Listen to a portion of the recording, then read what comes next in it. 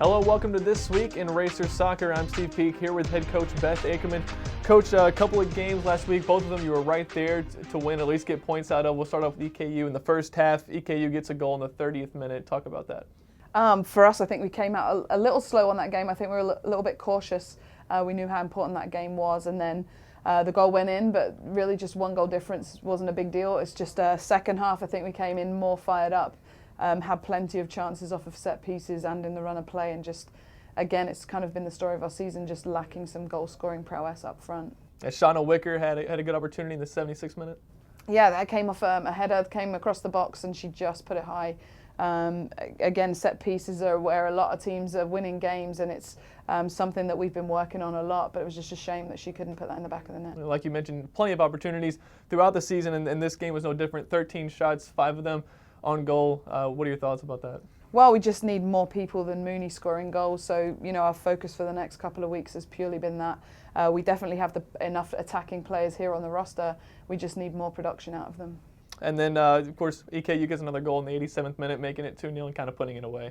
Yeah, we obviously put more players up front, and you kind of gamble when you do that, and that's really just what happened to us. We needed a goal back to tie it up, and unfortunately one got snuck through. But again, tactically, it's something that you have to do. Exactly. And then you play Moorhead State. It's 0-0 at halftime. You'll be able to keep them off the board. They had a lot of chances, but no goals in the first half.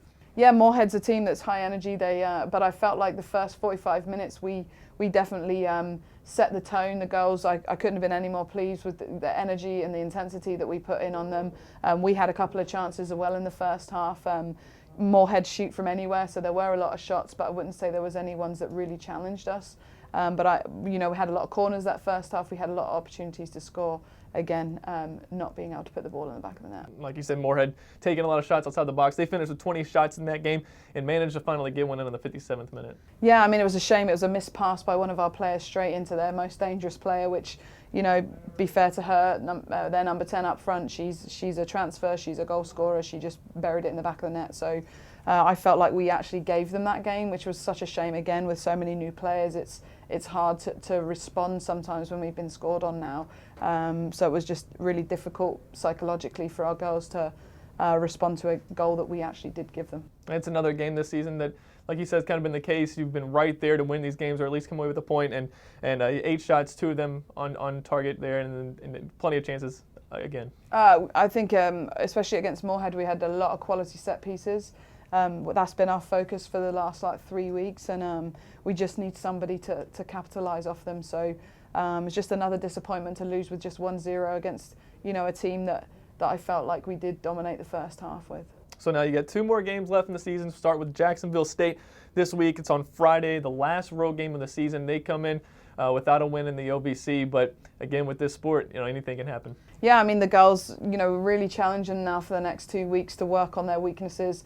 We've given them some goals that we have to take care of for the next 2 weeks. Obviously, with us not going to the tournament is a big disappointment again, but we need to remain focused and close the season out with some real positives off these next 2 games. So is that kind of what you're looking for going into these last 2 games, something to take away going into next season? Yeah, with such a lot of young players and new players, we just want to make sure that we leave this season with, on a very fresh note, that it's a disappointment, it's a frustration, but that we have improved every game. There has been a lot of things that I've seen we've done well. We just need some older heads on shoulders when games get tight, and I think that's pretty much been the only reason we haven't been more successful. And that's Friday against Jacksonville State. You can catch it on the OVC Digital Network. And then the last home game will be November 3rd. Hope to see you guys out on the hill. For Coach Beth Acreman, I'm Steve Peake.